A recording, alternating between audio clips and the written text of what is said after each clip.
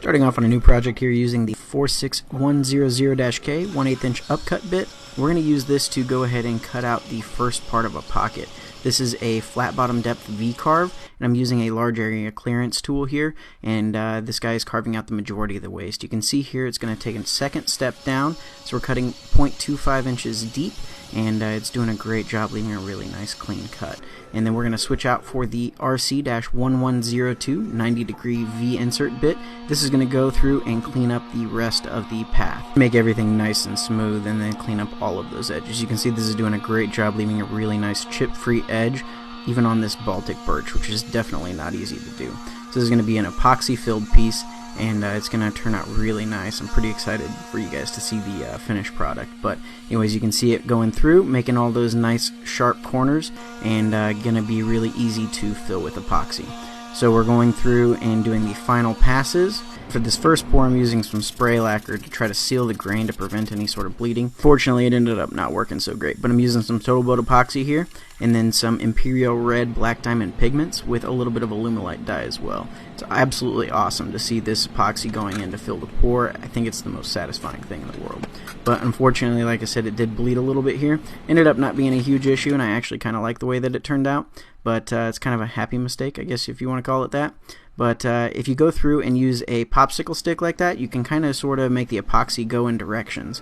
And then when it sets, it'll actually show that. And you can see that in the final one as well. So then we're going to go ahead and do the same thing with the outside edge. This is going to create the shadow. We're using the same 90-degree V-insert bit. And it's doing a great job here. And it's amazing to me how precise a CNC machine can be. You can see it's going right up against that edge of the epoxy to create the shadow, and doing a great job at it. And then it's going to clean up the edges just like before, creating that nice sharp offset.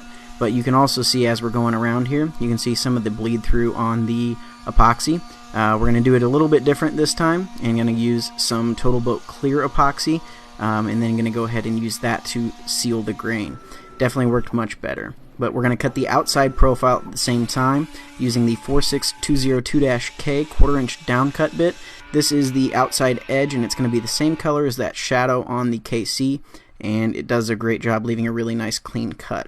And we're just going to clean up the pocket, get all of the extra waste out of there, and you can see there is absolutely no lines on the bottom, and it's doing a great job. So we're just going to use some Total Boat again, and this is the clear. Like I said, I'm just going to brush on a thin layer here, and this definitely did a much better job at sealing that epoxy, and didn't allow any bleed through at all. If there would have been any bleeding with this darker color, it definitely would have caused a lot of problems, and would have shown a whole lot more than just a little bit of red. Now that the clear epoxy is dry, I can go ahead and fill the rest of the design in with the other color. This is the Black Onyx from Black Diamond Pigments with some Total Boat epoxy, and this clear epoxy did a much better job than the spray lacquer did at sealing this grain.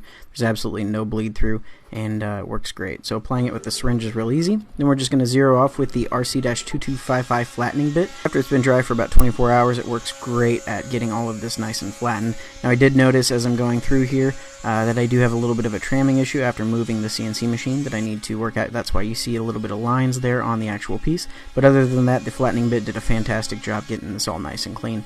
So we're just going with the grain there, and then we'll do a little profile path to clean up the outside area. That way we can go ahead and get the actual profile of this piece cut. So now we're going to go ahead and zero off with the 46202-K. This is a 1/4 inch downcut bit. We're just going to run around with a 1/2 inch offset and go ahead and cut out the rest of the profile.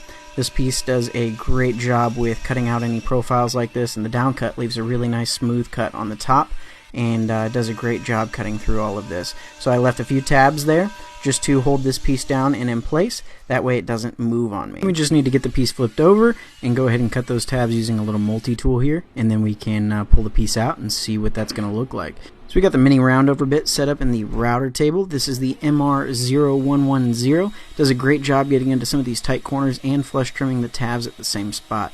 Definitely a bit that's great. The 3/16 inch diameter ball bearing rides into all of the tight spots and does a great job rounding it over. It's almost like hand sanding it over. Leaves a really nice smooth finish. So now we got the Festool ETS 150 set up with 150 grit sandpaper. Doing a first pass here, then we're going to do it the same thing with 220 grit and get everything all nice and cleaned up. We'll just do a little bit of hand sanding on the front using the Gator Finishing Micro Zip. This is set up with 220 grit sandpaper, and then now it's time to apply some finish. I'm using Odie's oil here because I love the way that it works with wood and epoxy. It gives a great finish to both of them and doesn't make the epoxy shiny like a lot of other finishes I've seen do. I started off using a little scraper, but then just switched to rubbing it around with the hand. Definitely worked a little bit better and went a little smoother. So we let it dry for about 40 minutes or so, and I just went over it with some shop towels and buffed everything off to a really nice dull luster, but it definitely shows off the grain of the wood and the epoxy really well. We got the 1/8 inch bit and 90-degree V insert, the RC-2255 flattening, the 46202-K 1/4 inch down cut, and the mini roundover bit. All of these guys helped make the project possible, and I couldn't be happier with how it turned out. Definitely really excited about this piece, and it'll definitely be one that goes in my home and shows off for a long time. So hopefully you guys enjoyed this project. Definitely let us know what you guys think down in the comments, and we will catch you guys back out here on the next one. Have a great day, everybody.